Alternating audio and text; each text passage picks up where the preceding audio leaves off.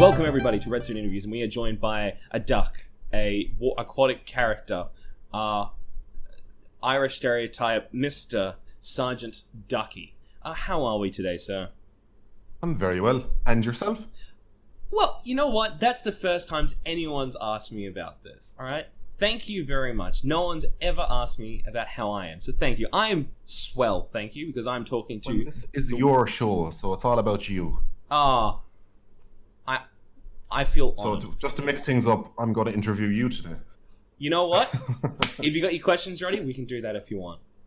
No, I'm not prepared. I won't. Oh, okay. All right, fine. All right, just disappoint everyone. But just stick to the script. Okay. Well, for those who don't know who you are, which is I don't know. I think the entirety of Ireland would probably know who you are, because that's pretty much the population of your subscribers. Am I right? Am I pretty much with that? Who are you? No, see, I initially started off kind of creating evergreen content for virtually anybody. It's only recently I made 2 videos very much catering towards Irish people specifically. So my audience is pretty split 50-50 between kind of American and Irish. Okay. And so how did you, who are you? What do you do? Yeah, what's your general background with YouTube? Basically my channel is some sort of bastardized version of grade A, under A, 0 punctuation and odds, the odds one out. So if you can imagine all 3 of them having an orgy, then I'm the bastard child that they didn't raise. And that'd be the best way to describe my content. So it's kind of stories, comedy, and rants. I see. I like each touching there with your influences there with grade A, 0 punctuation, and the odd ones out. What do you take from those content creators and influence in your video? When I first started making videos, initially I was really big into grade A, under A. He was alive and well on the platform at the time. And I realized, Jesus, there's an audience for people who just complain and make it funny. And I do that shit all the time in front of strangers and, acquaintances. So that's kind of the initial inspiration to kick that off. 0 punctuation has always been a man I followed religiously on YouTube, and I've really loved his art style, that kind of Raymond, the video game, the floaty arms and legs and stuff like that. And I was like, fuck it, geez, I could pull that off. Yeah. So I kind of mixed the two, and as time went on, then I started kind of making more kind of story-based videos, just because I kind of enjoyed the odd ones out, little kind of anecdotes and stuff like that, and I have plenty to draw from as well. So yeah, I never really kind of went with any plan. I just kind of made it up as I went along. No, I go with that. And you're talking there with the... Do you have any sort of background before getting into video, or do you just come straight into it without any sort of previous? I used to have a channel years and years ago with a few of my mates where we'd make short films. So I had a bit of a background in film, and I did a year in film school as well. But the problem with that was anytime we come to kind of make a video and stuff, it was really hard to organize everybody in the one place, and people kept pulling out. Yeah. And just became extremely difficult. So that kind of really motivated me to just branch out and do things on my own. So it's only myself I need to rely on. That is probably one of the most, I think, not realized saying with people when it comes to film, is that it takes a lot to organize everyone. Oh, absolutely. It's next to impossible. And there was times where we'd spend a week between the 3 of us that ran the channel at the time, just writing a script and perfecting it. And then we'd contact local businesses because we'd need certain sets for certain shots, and they'd allow us to film before like a shop would open or something like that. And then I'd get a phone call at like 5 o'clock that morning from the 2 boys to say, oh, I don't think the script is good enough. I don't think we should go ahead and shoot. And it just became like, in their head, it was like a Hollywood movie, and to me, it was a bit of fun. So damn, it was the script was never going to be as perfect as they wanted it, and I just always wanted to be doing something and stop procrastinating and putting things off. So that's kind of where kind of a tear kind of happened in pursuing film and stuff like that. So that's when I kind of decided to branch off and do my own thing. Fair enough. Are they still doing stuff in terms of the YouTube? One of them is making music videos, and the other one is actually become a teacher. So he's stepped away from it entirely. Okay. But no, we're still good mates. We're kind of better off doing it on our own backs than working together, because we can't get on working together. No. And what was the process for you? And especially because you mentioned just like you saw other people the other channels, like the Great Underway, and I was like, oh, I could do this. Was there anything else that jumped you into making videos? Was there anything initially that sort of was like, what, this is the time, this is what I'm going to do, this is how I'm going to do it now? It's kind of like most other people who even watch YouTube on a daily basis. I was always a big fan of YouTube and YouTubers in general, and I always had a bit of a filmmaking background, a desire to create content. So the two kind of fell into place. But if there was one specific moment, I remember I was heading shopping with the girlfriend there one day, and I was just complaining as I was driving about some mundane shit as I usually do. And she just turned around to me and she was like, you know what, you're one opinionated fucker, you know that? And at that point I was like, I could actually make content around that. So that was pretty much the moment I decided to start making videos. Wow. Oh, that's poignant. I like that. That's good. And how do you see yourself? Because you pointed out a lot of the influences you have. How do you see yourself differently from other creators in the space that you're in? It's kind of hard to say. There's just such a big variety of creators. But the one thing I always try to do on my channel that others don't is just do what I want. Don't make it a business. Just kind of try to keep the fun there, and just enjoy what I do. There's like too many people, and they kind of obsess over numbers and getting views and everything else. And I think that's the one main thing that will kill any motivation to make videos or to actually run a channel consistently over time. And when you're just kind of doing it chasing numbers, you're going to burn yourself out, and that kind of reward is just not sustainable for anybody. You just need to be able to enjoy what you're doing and doing it at your own pace. And in terms of content itself, to set myself apart, the videos I make are really difficult and awkward to make. So that in and of itself kind of deters anybody for doing anything too similar. Yeah, I understand that. You mentioned there with the monetization thing. Were you ever at a point where you were always like tracking the numbers? Because even for myself, like I'm a small channel. Like to me, like it feels important to make sure, like, oh, how does this go? How did this go? How did this go? Was there any point for you, especially, where you were at that point and you sort of shifted that mindset? Sometimes, like you'd always look at the numbers anyway. Everybody likes to have big numbers. Like you're creating content to get an audience, to share it with more people and kind of get that get your ego stroked as time goes on, essentially. Maybe sometimes I'd overanalyze the numbers, but eventually got to the point where I realized between being demonetized and having your video suppressed from using like bad language or risky jokes and humor, stuff like that, it's the house always wins. It doesn't matter how hard you try or how much you try censor your videos. If you're going to be that kind of risky or kind of riding a fine line, you're never really going to win on numbers alone. So you just kind of need to stop looking at numbers and start looking more so the reaction of the people that do see the video. So like I would say one of my favorite videos on the channel is it was a hotel story I did about me and my girlfriend spending time at a hotel. And I adore that story, and I adore the reaction of the audience. Almost everybody in the comments said they were just laughing their arse off. They fucking loved it. But that video got demonetized and heavily suppressed, so not a lot of people actually seen it. But it's still by far my favorite video on the channel. And I love getting people's reactions every time they see it. So when you're chasing numbers, again, like YouTube, it's always going to be stacked against you if you're ever going to be anyway risky or going to give bad language. So it's a fool's game to just look for the bigger number than somebody else, because that's not where the happiness and the reward lies from making content, in my opinion. And because you said before as well about obviously the struggles with demonetization, and obviously like there's like there's Voxus, there's Cynic Snacks, who have like a lot part of the humor is obviously being like a little bit edgier, pushing the boundaries a little bit, sometimes completely over the edge. But how you talking about how sometimes you're trying to play that game? How did you initially, like, what was some of the things you would try and do, and how did you come to that decision ultimately, where it was like, you know what, this is where it's like, this is the final straw, I'm not going to bother anymore? Oh god, it was one day, I wasn't actually doing too bad because it was like every second or third video I uploaded got demonetized, and it just kind of became the norm. But I woke up one morning to find about 50% of my channel had just been demonetized overnight. Wow. Yeah, it was about 7 or 8 videos in one night got hit. And I think it was that night as well, because the worst thing a lot of people don't know, YouTube don't email you to tell you your videos have been demonetized out of the blue. You just have to kind of keep an eye on it. Yeah.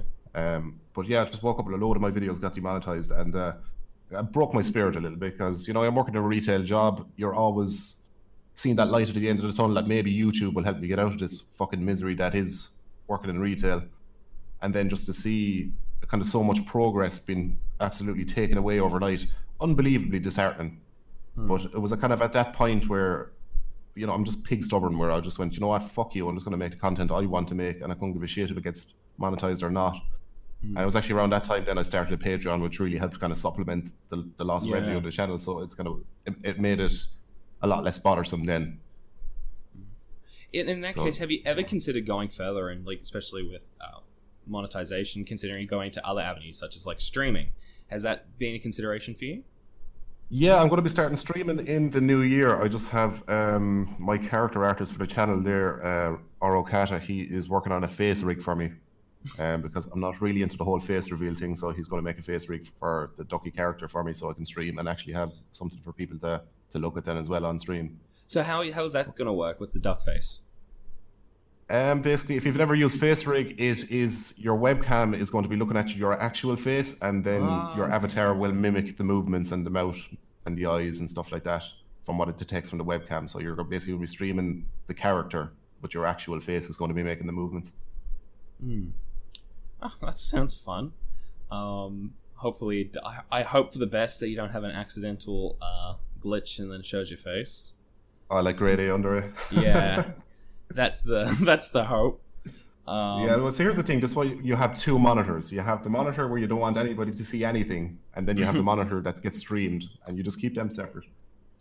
There's still always some way. There's always someone always messes that up.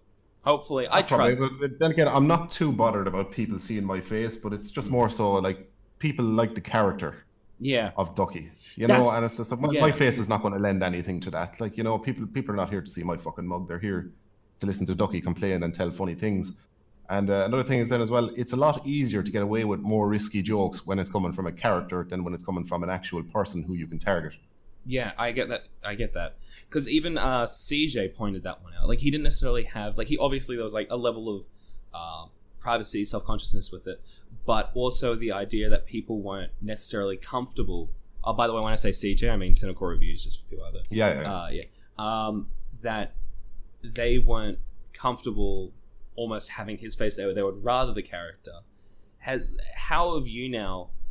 do you worry about ever wanting to do something about yourself? Like, because if the character's there, do you ever feel like you want to branch out to other things and feel a little bit restricted because of that? No, to be honest, I feel quite the opposite. I feel a lot more freedom with the character. Okay. Like, with the character, it's almost like because I use a character, it almost takes away that filter that you'd have as a normal person, stuff you wouldn't normally mention in a conversation. Because then, like, it's not almost coming from me; it's coming from Ducky, so I can just absolutely say virtually anything in my videos and not feel bothered about it, you know. So just like kind of more intimate things about my relationship, or just things about life that you wouldn't normally complain about out loud. I just feel like I can just target that through Ducky a lot more easily, in a way. And it's like, again, me and Ducky, me the creator and Ducky as the character, we're pretty much the same person. It's just Ducky's a highly edited version of me. You know, if I had time to sit down and think about how would I prefer to tell a joke, rather than just kind of doing it off the cuff and stuff. Yeah, has that ever been... Is that a worry now for you with streaming? About the edited versus live aspect? Because I know when we went to doing the live stream with Cynical Reviews, it was sort of all difficult for us because we're all not live generally people. We're sort of just like, oh crap, now we have to try and think on the spot. It's like, it's a lot funnier to sit down and be funny when you have 20 minutes to think of a joke. Yeah, you know? Yeah. Do you worry about that going into streaming? I do and I don't. Yeah, sometimes there's one chap I used to always stream with there. His name is Corey. He has a channel called You're and Moron, and he's incredibly funny off the cuff. He's just so quick, just constantly jokes coming. And he basically makes an absolute fool of me when we're streaming, you know, comparatively next to each other. But, you know, when it comes to actually making content, I feel like I could make a better joke if I had time to think about it. But the way I think of it ultimately is anybody who's going to be watching my streams are going to be die-hard fans, and they know that, you know, videos are highly edited, they're completely streamlined.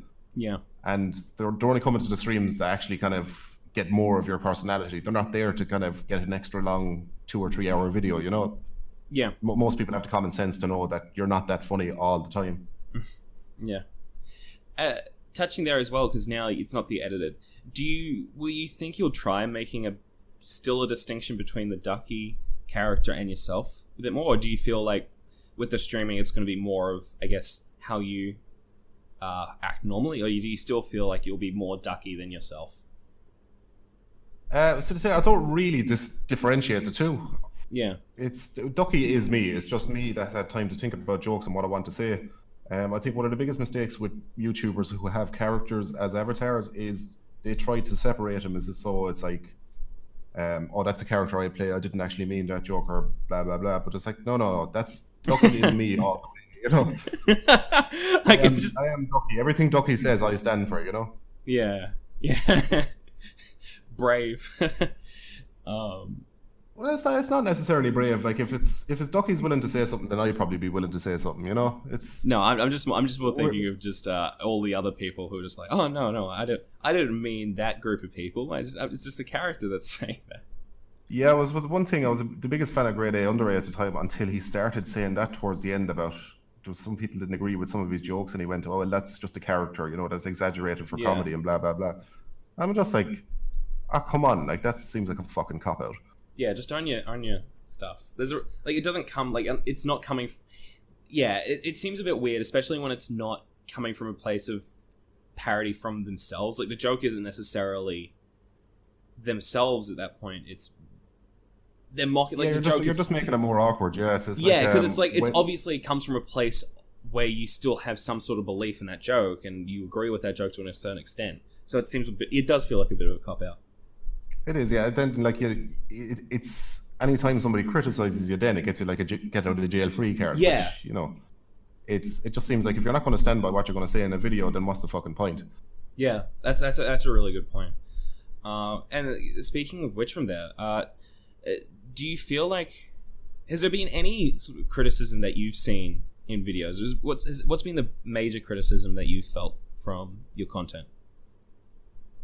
I don't really get criticism too much. See, the thing is, the type of videos I go for are never kind of drama, or at least they're rarely drama. No. So I'm never really dividing any nations. Like, the only time I really do get any kind of criticism is if I get a video that does better than most other videos usually do. So it kind of gets in front of more people due to YouTube recommended, and then I'd have people who I've never seen the channel before coming in and saying, you know, oh, you copied zero punctuation, his art style, and blah blah blah. That's about probably the worst of it I get. Yeah, especially that one video. What was it? Your Q&A. Oh my goodness, the second half of that video was just exactly like zero punctuation. I couldn't believe it. It was... Yeah, that's what I do. If somebody criticizes me, I'm just going to lean into the joke. I remember I got an email before from this lady, and it was after I did a Game of Thrones video, and I made some joke in it about George R. R. Martin's weight. Yeah. And she was like, oh, it's fucking disgusting. How dare you make a joke about somebody being overweight? That's so wrong and horrible and blah, blah, blah. And then the next 5 videos I made, I purposely put a fat joke in every one of them. That's how fucking petty I get. That's really interesting. Because fat jokes just seem so common that it's weird. Like, how often that woman would have heard a fat joke to send an email to every single person about that? It just seems like that's a weird person. Yeah, that kind of mentality, fucking, I hate it. It's kind of like I'm going to lash out at everyone else rather than addressing my actual problem of being overweight and self-conscious about it. Yeah, that just seems really weird. Like, it's not something about like, oh, that was a sexist comment. That was right. It's like a fat joke. To be like that. Yeah, offended. Like the worst thing about it is like being fat is unhealthy. Like it's really not good for you. And it's like somebody giving you, sending you an email saying, "How dare you criticize heroin addicts?" It's just it's just not good for you. Yeah. Well, you know what? I'm gonna set up now because you pointed that thing out there. Maybe there should be someone defending the heroin addicts. Okay, you gotta listen. Look, it's their body. Let them do what they want with it. You know exactly. How dare us have an opinion on that? Health at every high, okay? That's what we're going to go with. They're not hurting anybody else but themselves. Yeah. And you know what? Heroin only kills you if you overdose. It's good for your body otherwise, okay? It's actually a pain reliever, so, come on. It comes from It's got to plants. be anyway. You'd hope it is anyway. Well, I think a lot of the people who are using it generally have a lot of pain with them, so I think it might be doing Yeah, something. possibly more emotional now than physical, but Well, yeah. maybe they've got something there. Maybe a couple of the psychiatrists out there should take some notes. I think It'd be funny to meet a psychiatrist that would prescribe you, like, a brick of black tar heroin. that would be a really interesting thing. Is that if if drugs became really legal, just all out, would psychiatrists and stuff be more comfortable prescribing things like that? Yeah, you'd wonder how it worked. Like, if it's like, take some heroin and come back to me in 20 minutes and tell me how you feel then. Yeah. You feel great? Cured. All right. Paycheck in the morning. Every time you start not feeling great, just take more heroin. You'll be grand. Yeah. Don't worry. It's only an addiction if it affects your life. So get rid of your life and then it won't affect it. Yeah. Anyway, I guess... How is being going with these online communities, especially? Because you're touching with people now, like, reacting, like, coming in, like, emailing you about, like, oh, whatever, being a fat person. How is you now going into different communities, or have you really seen that with different content you make? Sometimes, yeah. It's like because my videos are so broad and varied. Yeah. I kind of cover a hell of a lot of topics over time, that I do tend to get a lot of new people in on any given video. But again, most people have a good sense of humor and they know it's just for fun, so they don't tend to take things too much to heart. Yeah. And I hope I give off the impression that if they do complain about being offended, that they'd just be told to fuck off anyway, so they're barking up the wrong tree. Yeah. And you mentioned before about that was the hotel video that's been your most proud of so far. Yeah. What to you makes a good video? Like, when do you sit back and you go, you know what? That was a really good video. I'm really, really happy about what I did there. Probably the videos I put the most effort into, if that makes sense. Like, I put a lot of effort into most of my videos, if not all of them. But some videos I will go the extra mile and I'll make like extra backgrounds and put little gags in the background and all that. Especially if I've done like 4 or 5 drafts of a script just to kind of get it honed in and as funny as possible. But the biggest indicator is just showing maybe my friends or my family a video before it releases and just gauge their reaction on it, because you never truly know how well it's going to do. Because if you spend about a week working on a video, by the time you finish it, every single joke in that video is not funny to you anymore. You can't even tell if it's funny. When you release it, you don't even know how many jokes you have in there, because it's just the repetition of it all has just worn on you. But it's hard to gauge. But I'd say what would be a good video is just the kind of ones maybe I'd feel a little bit self-conscious about when I'm releasing it. Kind of like, oh fuck, how people are going to react to that. Is a good sign. Or another good sign for me is if I have a joke in a video that somebody tells me before I release it that I shouldn't have that joke in there. That's another good indication of a good video. I remember I made one joke in a video before, and it was I was talking about somebody swallowing their pride, and I said I used the phrase "swallowed it down like a starving Somalian at a bukkake," which was quite harsh. And one of my mates went, "Fuck's sake, lad, you can't say that in a video." I was like, "Okay, it's definitely stated." Do you think because you seem like you almost have this, I guess, creative contrarianation. I butchered that. You have this almost like creative contrarian attitude towards sort of things when you get criticism or I don't know about that, you seem to like double down harder on that. Do you ever worry about that maybe like biting in the ass a little bit in the future, or you think that's like almost what makes you stand out even more from the sea of channels already? The ability to take the criticism and lean into it, or kind of double down on it and all that, I think is a creator's best shield against the whole fucking 2019, 2020 woke nation of demanding apologies and cancel this and that kind of whole mentality that's going on. Like, if you ever notice, some of the harshest comedians and creators are people who will never apologize for their jokes. They're the Ricky Gervaises of the world, that if somebody's offended, they'll just go, well, get the fuck over it. So if you have that mentality of, yeah, you can try demand an apology out of me or complain about an offensive joke, but I'm not going to apologize for it. And if you know that, then you're not going to complain about it. It's people who will only complain and try to tear down creators that they think might bend or fold under the pressure. But they don't tend to go after people who don't give a shit and just tell them to go fuck themselves. So if there's any kind of weakness in you as a creator, or if you're that worried about offending people, then you're going to be torn apart. It's just the landscape that we have nowadays. So in my opinion, the best defense to that is doubling down and telling everyone to go fuck themselves and make what you want to make. I get that. Oh, that's right. I was wondering, where do you think the line is for you then with comedy? Because sometimes, like, when you're riding on the edge, sometimes it's a bit like you're not too sure when you cross that line too hard. What is it for you? It's not necessarily about like, oh, when you say something too like race or too sexist or whatever, like, but what to you is like a specific thing, or maybe like a measurable scale where you go, you know what, nah, that doesn't feel right. Maybe like when it comes to jokes, I think it's all on the table. You can do what you want with your jokes, provided they're funny. If it's not a funny joke, then it's just criticism or it's just being harsh. Yeah. Granted, humor is subjective, but there's the common Joe Soap can tell the difference between a funny joke and a bad joke. So I think absolutely anything can be joked about, provided it's funny and it's obviously not coming from any kind of negative association or kind of bad place. So if I was to make a joke about like black people or fat people or gay people, that's generally taken as a joke unless people genuinely think I have a problem with fat people, black people, or gay people, and so on. So like it can't be coming from a place of hate. You need to be just having fun with it mainly, and it needs to be funny.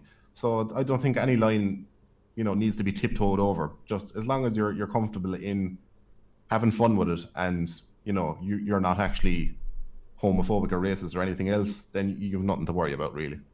Yeah. And going a little bit further there, obviously, I think most creators out there can say, well, I don't know, maybe not, I don't know. There's a lot of creators out there that can like do this human stuff and not necessarily do it like because they're homophobic or racist or sexist.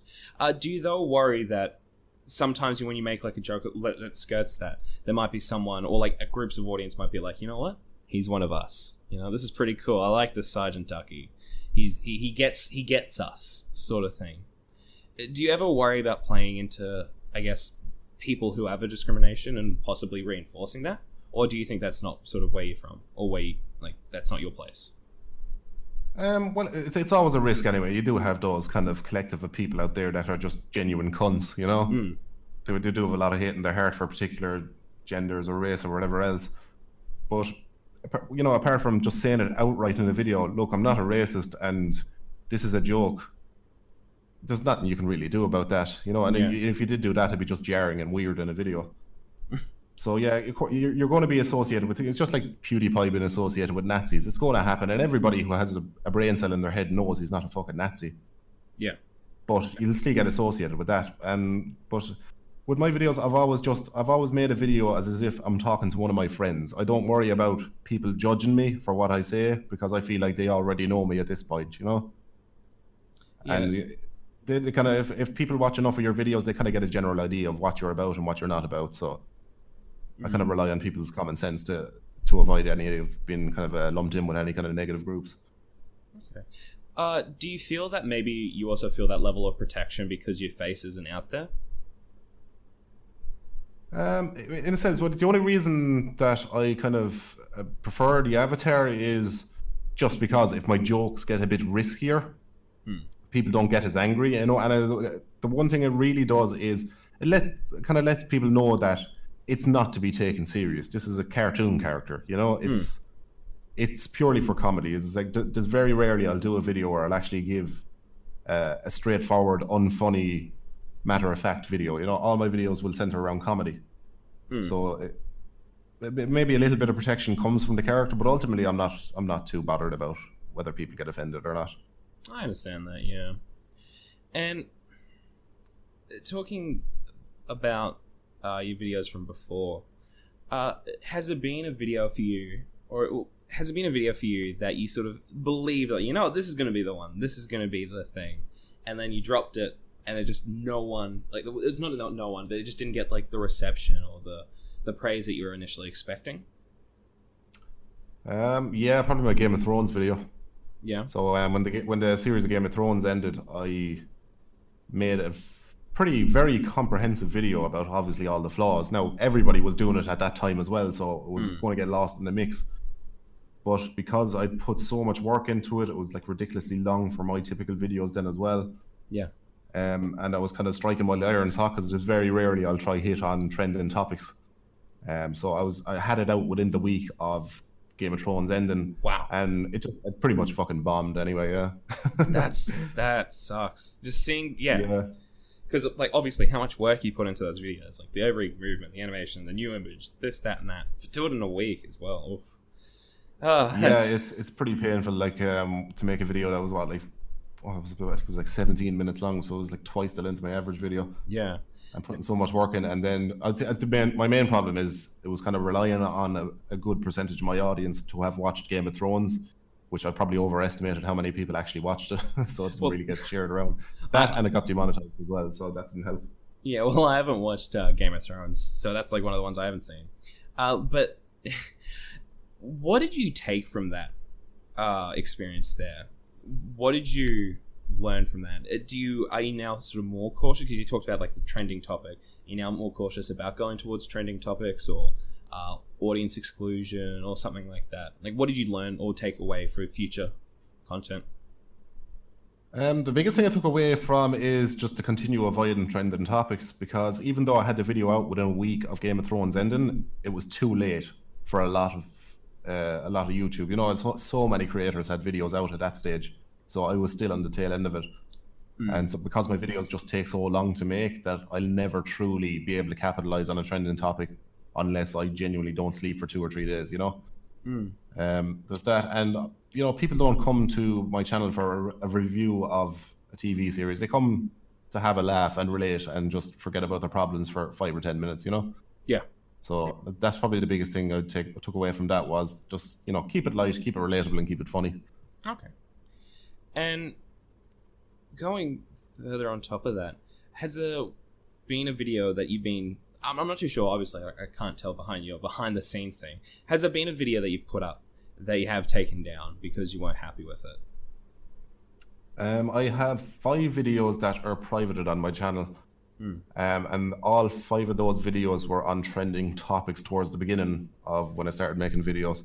So there's my very first video I ever made, which was about the adpocalypse. I was one of the lucky people to start creating videos right in the middle of the fucking adpocalypse. So I had an awful time doing it at the start. Yeah. Another video I did was about, it was, actually, I can't quite remember, but it was something about the LGBT YouTubers going crazy over some BS reason. It was just kind of this fucking, they all got behind this dumb cause. I can't remember what it was now, because about 2 or 3 years ago I made the video. Yep. I did another video about, was it PewDiePie, when he said the N-word on stream? Yeah. And people's reaction to that. And then there was just a couple of other videos which I wasn't happy with once they released, that I just decided to take down after fact. But then these are all very old videos from like my first year of uploading. And the majority of the reason I took them down is just because they're no way relevant anymore, and I just feel like nobody's going to watch them anymore, That's interesting. So you didn't take them down necessarily because you had an intrinsic problem to how you presented yourself or something you said into it. It was just purely because you didn't think it was pointful keeping them around. Yeah, no, I think there was only one video I actually had a problem with specifically. It was a video I did called Chase Your Goals, and I was kind of on a bit of a motivational buzz at the time. And it just bothered me how so many people will just daydream their way through life, and nobody will actually go out and pursue what they want to do or put any effort into improving their life in any way. So I basically made a video that was somewhat motivational, just kind of complaining about the types of people who just sit there and let their life waste away. But the problem is it came out way too optimistic compared to what my videos normally are, so not a lot of people received it very well. Wow, so yeah, but again, I was still finding my feet at the start there anyway, so... So you didn't like it because it was too optimistic? Well, I liked the video, but it's just, kind of my audience at the time didn't really receive it too well. They didn't hate it, but, they didn't get many views or much interest from anybody. So I think a lot of it was just because I wasn't complaining about relatable problems. Huh. And I was, again, still early days, so like my videos weren't really scripted at the time, so it was a bit kind of a little bit shit. So yeah. Well, but that was back when my videos were like 2 or 3 minutes long anyway, so it wasn't a huge loss. okay. Well, going further even there, because now that you've got the larger audience, do you have that level of personal obligation to almost give those pep talks more? Or do you feel like, nah, that's not me, that's not my channel? I can do. I do dip my toe into kind of more emotional side of things, and I think a lot of that, it's a perfect way to catch people off guard is when you're doing 5 or 6 videos back to back that are just all comedy, and then you make one very poignant point at the end of the 6th or the 7th one, just catches people off guard. Yeah. But yeah, like one thing I'll always encourage people is to fucking get out there and chase your dreams. Nobody's gonna do it for you. But in terms of videos, I'd like to inspire people by just being a normal bloke who's making videos. I'm not exceptionally good at any one thing, except maybe complaining, and just to show, like, this your average Joe can get up and do something too, and have a good run at making a living at it as well. So yeah, especially when I like the retail videos, I have a lot of my audience work in retail, as do I. Yeah. So it's just been able to build a community around people who also hate customers and whatnot.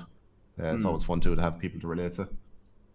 Going on to that, like your retail problems, was that for you was that your first, I guess, real step into where, like, oh, this is actually going to become a thing, or was it before that? No, when I started my channel, I definitely knew I wanted to do something with customers. Because I'm working in retail for 12 years, we'll say, so I had a lot of pent-up rage when it came to customers, different types of arseholes you have to deal with on a daily basis when you're working in a store. So yeah, no, I definitely knew I wanted to do a customers video from the very beginning. I left it a while until I kind of got a good feel for how I'm making the videos and got a good kind of workflow going. Yep. But from the very beginning, I knew I wanted to do videos about customers, because there really wasn't a whole pile of anything at all on YouTube about just the pain of actually working as a cashier in a retail job. There was nothing there, and it always bothered me. I always felt like an outcast that I'd get so irrationally angry at just tick cunt customers that I'd have to deal with on a daily basis. So yeah, and I always thought to myself that it might be a good Cinderella story, that complaining about customers might one day get me out of having to ever deal with customers again, if YouTube ever took off as a result. Yeah, you were right that you said this before. Yeah, that I don't think there's any other angry Irish avatar duck that complains about reviews other than you. So I think you found, that was a lucky find there. Yeah, the closest thing I've ever seen online was The Odd One's Out. I think he's one about working in Subway. That's about the closest thing I've ever seen to kind of retail complaining videos. Yeah, and what has been your favorite retail's problem? What's been the one where you're like, yes, or even maybe not even your favorite, just the one that's like, you know what, that's like the most fucking annoying problem. I fucking like, this is the one that I'm like, ugh, about the most. All the problems in my very first video are the most pronounced ones, and the reason why I hate that is because I got much better at writing scripts and making videos towards the end of the series. We're getting higher up in the numbers. So I would have really loved to remake the first one and do a better job of it. But yeah, pretty much all the problems in the first one. So, kind of customers knocking at the door when the shop is clearly closed. People coming in to return items when they have no receipt with them, and being completely baffled of why we can't take it back without a receipt. Yeah. Just people pointing out that they can get something cheaper in a different shop, as if you're going to fucking change the price there and then for them. Like, just mind-numbing shit. Yeah.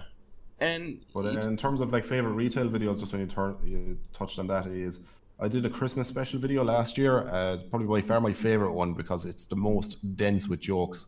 I packed as many fucking jokes into that bastard as I could. No, yeah, I know what you mean. You touched on there as well about almost wanting to remake that, because I know when I talked to Cynic Snacks, he talked about how he wants to go back and remake his first video on his channel currently. Do you have any ambitions to do that in the future, or is it sort of just an idea of like, you know what, that would be cool if it was better? if I was to remake it, I'd only remake it for myself, if Yeah. that makes sense. Like, there's no point in rehashing old content. You know, there's an infinite amount of videos I can make going forward. So I feel like there's no need to be remaking that. I'll leave that kind of stand as a timepiece on my channel to show my growth over the years. Like it's a 10-part series anyway, the customer videos. So if you just binge watch them, you can kind of see the progression. I could go back and I could make it better, but then I could just make a completely different video which adds more content to the channel, and that'd be that. You know, it's kind of like anything with a creator. If they ever see their old videos or their older content, they always can improve it if enough time has passed. You know, you can always go back and you can see the flaws that other people wouldn't see.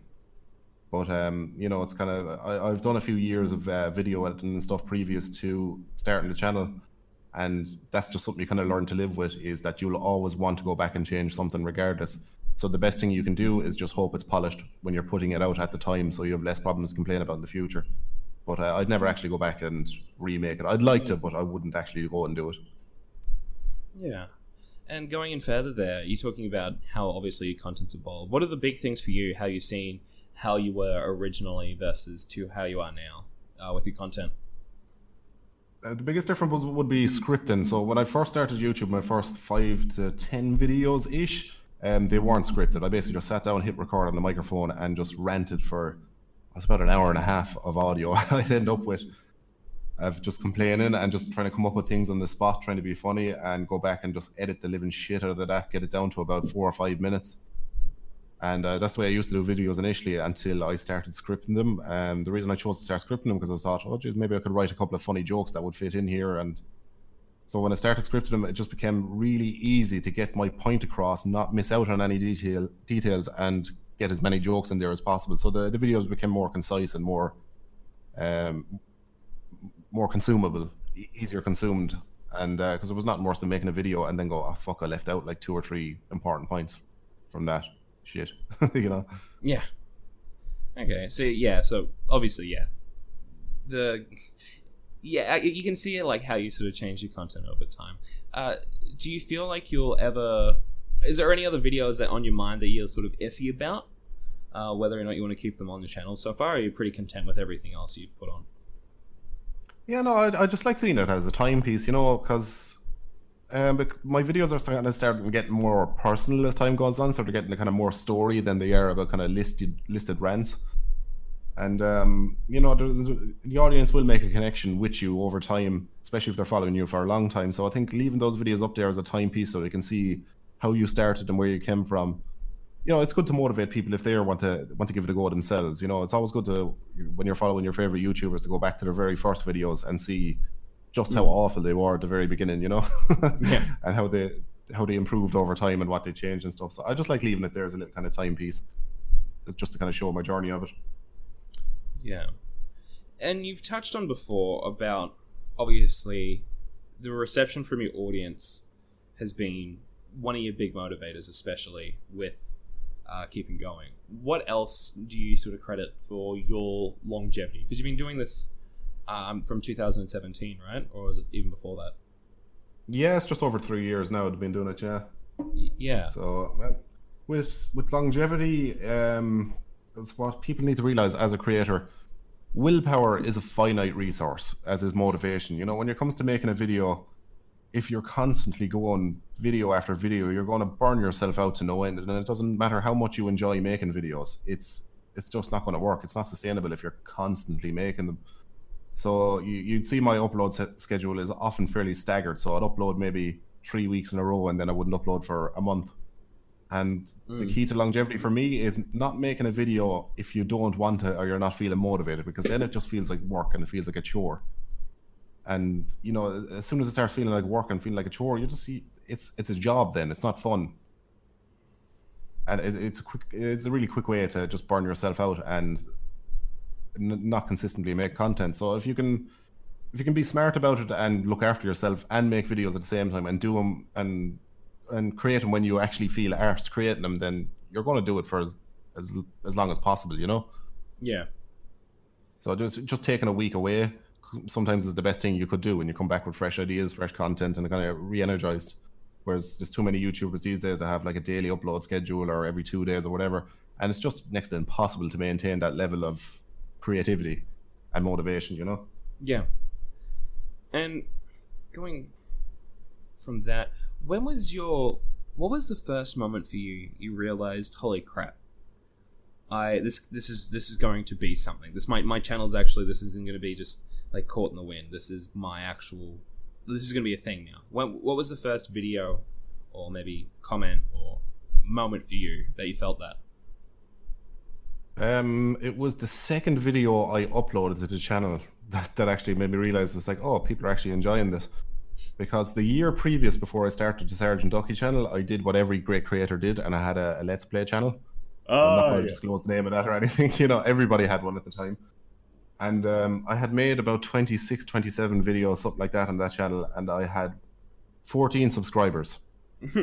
And yeah, so again, it was so oversaturated, the gameplay market at that stage. And Yeah. I was not funny either. You know, off the cuff humor does not work for me too well. So yeah, that channel absolutely bombed, and that's when I kind of stepped away from it.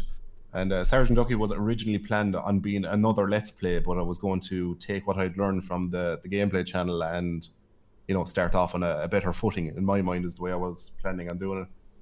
Until obviously I had that moment with the girlfriend when she told me I was very opinionated and was watching a lot of Grade A, and I was at that point I was like, you know what, maybe gameplay is not the best route.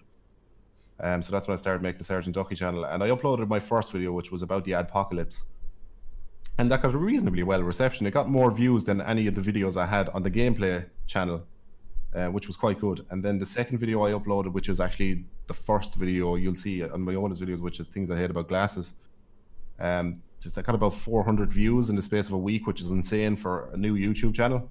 Yeah. And it just shat all over any views or any attention I got on the gameplay channel. So it was really at that point I kind of knew that maybe I'm onto something with this one, or at least this type of comedy, this type of channel, this type of content is going to do a hell of a lot better than what I was doing previous. And, you know, putting more effort into it and having a lot more control about what I say and what I do on screen just fitted me a lot better.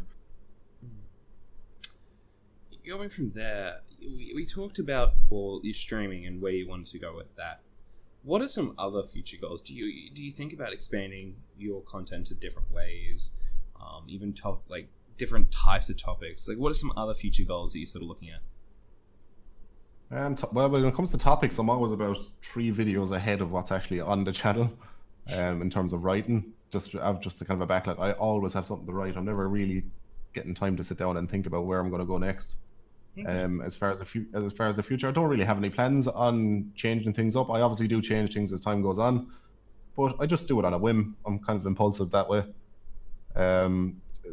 Streaming, I plan on doing a lot more, but that's more so to kind of connect with the audience. Because I'm a notorious introvert, I don't really talk to too many people on Discord and stuff. So I kind of want to get streaming just so I can kind of connect with the audience a bit more, kind of hang out with the fan base a bit more, because you know, I appreciate the sport. I just want to hang out with them. That's my main reason for that. But I haven't really given too much thought into future content. You know, it's kind of the way I've always kind of seen my content is kind of like a comedian's stand-up routine. You know, it's kind of, do they really branch out from that, or do they just come up with new gigs? You know. You just got to branch out, make a crappy movie that bombs. You know, tank your future career. Become a drug addict or alcoholic, and then just end up in Las Vegas. I think that's usually how it happens. Am I wrong? Or that's pretty much bang on, yeah. Yeah. And the one thing it made me think of there as well, actually, when you were mentioning about how did I know I was actually making something of it. About 2 months ago, I was approached by a company who asked me if I'd like my video to be sponsored by Raid Shadow Legends. So I think that was the point I knew I had actually made it, you know? Yeah. And going on to that with sponsorships, how do you feel comfortable with that? Because obviously there's two sides of the coin. Like, we both know, like... Well, I've absolutely no problem with having my video sponsored, provided it's a sponsor that I actually believe in. So as I was saying, like, I got approached by a company looking for me to advertise Raid Shadow Legends. I turned it down just because it was fucking everywhere on YouTube. There wasn't a YouTuber you could watch on YouTube without them talking about fucking Raid Shadow Legends at the start of their videos. And it just pissed me off so much that I was like, absolutely not. I'm not having that shit in my videos. I also had people approaching me with, you know, them kind of bullshit online surveys that you get people to fill out and they might make 50 cent in fucking 8 hours. Yeah. I've had people approach me with that kind of sponsorships and all that. And, you know, the way I look at it is if I'm not going to use the sponsorship myself, or if I don't believe in the sponsorship, then I'm absolutely not going to advertise that to my audience. You know, it's my audience respect me and I respect my audience, and I'm not going to try peddle some shit off to them just to make a few bob, you know? Mm. It's just disingenuous. You're kind of extorting your audience, and I don't like people who do that. So I'd only really do a sponsorship if I actually gave a shit about the company, or they're not swindling people, you know? Has there been any sponsorships that you have taken up so far? No, none. Well, see, when you're at my size, you're kind of in an ambiguous. So I'm like 35,000 subscribers now. Yeah. I'm not big enough to get the sponsorship deals I'd use, but I'm not small enough to take the bullshit ones. So I'm somewhere in the middle right now. So maybe I'll get to a point where I'll actually get some decent sponsorships that I'd be willing to work with. But for now, you know, I'm happy to do without sponsorships. Yeah. Sponsorships, I think, is like probably, it seems like one of the most contentious things, especially amongst creators, especially with the audience, especially. And it was always interesting hearing a different thing with that. It really depends on the creator, because if your videos tend to be a bit more risky, or your audience is aware that you have a lot of problems with demonetization, you know, they're not going to have any problems with sponsorship deals, especially if they're short and sweet. You know, you're not taking up 3 minutes of a 5-minute video talking about fucking sponsorships. You know, people tend to be a lot more accepting of it. The only ones really people give a shit about is if you're doing a sponsorship for a company that either everybody's doing it at the exact same time and you're just jaded of hearing about it, or it's just kind of a scumbag company that's, you know, just going to, like Raid Shadow Legends, as I'd say, it's just full of fucking microtransactions and it just robs people of money. So, well, that's where you make your own game, and then you can do that your own. You believe in it? Ducky Shadow Legends. Ducky Shadow. That would actually, I think, that would actually be a funny project that YouTubers would set up if they had actually. And it's just the entire thing is just give us money. You go into the app, you click play, and then it says $1, please, and you press $1 to press play, and then it'll just let you press play constantly. You don't do anything, but you just press play. Yeah, it just keeps charging your card. Yeah. I wanted to do a thing in my videos where I just do bullshit sponsors, so just kind of make a joke out of a sponsorship. So open the video, just like, you know, today's video is sponsored by Fleshlight, go fuck yourself. You know, just kind of jokes like that. But then the problem is like, if I ever did get proper sponsorship deals, I don't want people to think I'm just taking the piss and making a joke, you know? Well, yeah. There's a YouTube channel that I watch, and I might sound like a bit of an idiot here. Do you know Red Loot Up Media? No, I can't say I do. Okay, they do a bunch of movie reviews and stuff, and they do a thing. They do this thing called the Nerd Crew, which is just basically mocking a bunch of nerd-related podcasts where they like always go like, "Wow, that's amazing, Star Wars," or like, "Wow, I love Marvel," sort of attitude. That's like really, I guess, consumeristic content. Yeah. But they started their videos. This is the last one with like, "This episode is sponsored by Audible," and they do like a full ad read that's not like. It doesn't stray from like it's like exactly how like a ad read would go, and I sat there exactly the script it'd send you. Yeah, and I just sort of sit there going like, is this an ad? Is this a real ad or is it a fake one? I can't tell. And then the follow up ad was like completely fake, and I'm like, wait, was the second ad fake or was the first one? So that's I always you just gotta... Maybe you just lie. Maybe you just lie about your sponsorship in terms of like doing the fake ones, so it makes it look like you're sponsored, and then the big ones will come after you. Well, what I really wanted to do is because I'm always making like really filthy jokes, and you know, my humor is a bit more crass than most people. I wanted my videos to be sponsored by like condom companies or like Pornhub or something like that. But the problem is YouTube guidelines won't let you be sponsored by anything that's kind of intended for adults. So there's no winning. There is though. See, this is what I told Vox's Productions. There's a thing called BlueChew. Have you heard of BlueChew? BlueTube. BlueChew is basically why is my brain? It's dick pills. Oh. Yeah, if you look him up, Blue Chew, and there is a podcast called Painkiller Ready, and it has the guy, FPS Russia, the old gun guy. Oh yeah, jeez, I haven't seen him in years. Yeah, he's on it. He's been doing this podcast, and there's a couple of other guys with it, and they do Blue Chew, where it's dick pills. Are they like enlargement pills, or are they just like Viagra? Viagra, yeah. And they they'll spend like 15 minutes promoting that shit, mainly because he's like, you know what? Even if you don't have erectile dysfunction, this shit's good in the bedroom. Okay, this will get you harder than anything in the world. Okay. I actually had a friend years ago who took Viagra. We were like, we were about 16 or something like that. We were still in school, and he got his hands on some Viagra, and he decided to take it for a laugh. Now, he wasn't like going off with a girl or anything. He just decided to take it at home out of boredom. And I remember meeting up with him the next day, and I was just like, well, how did you get on with your Viagra? And he looked at me and was like, oh man, that was a fucking nightmare. I was like, what happened? He's like, well, I took the Viagra and, I got hard. And so I decided, because it was hard and the motivation was there, I'd have an old toss, an old cheeky Tom Hank, Yeah. So he did that, but then he goes, so the job was done, but it didn't go away. It stayed there. So 10 minutes later, I had another one, and it still was there. And he goes, needless to say, 4 hours later, I was after having about 7 tosses. It's like my cock was like a fire truck, and it was still there. He's like, he had an erection for about 5 or 6 hours. Something stupid. Yeah. And he said he couldn't piss properly the next day. His dick was that raw. Well, you know what? That could be because they do sponsorships. So that could be your first one. Blue Chew. Yeah. But anyway, I prescribe them for women, I think the woman would do you love like it. Tiny clitorises. Well, not anymore, you don't.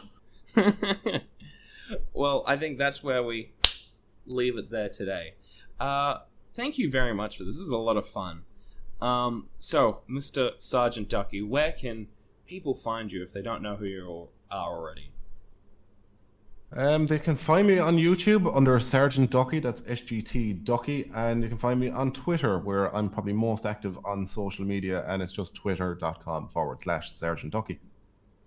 Awesome. Well, those links will be in the description below, and for those, make sure to always check out both our Patreon thingies, or both our YouTube, both our Discords, you don't have a Discord, do you? I do, but I'm rarely on it, so it's probably not. Oh no, of course, I'm in it. Oh, I'm an idiot. Just realized. Well, go join both our Discords and follow us both on Twitter, follow us on YouTube, do everything there. But anyway, thank you all for watching Red Suit Reviews. Check us out next time.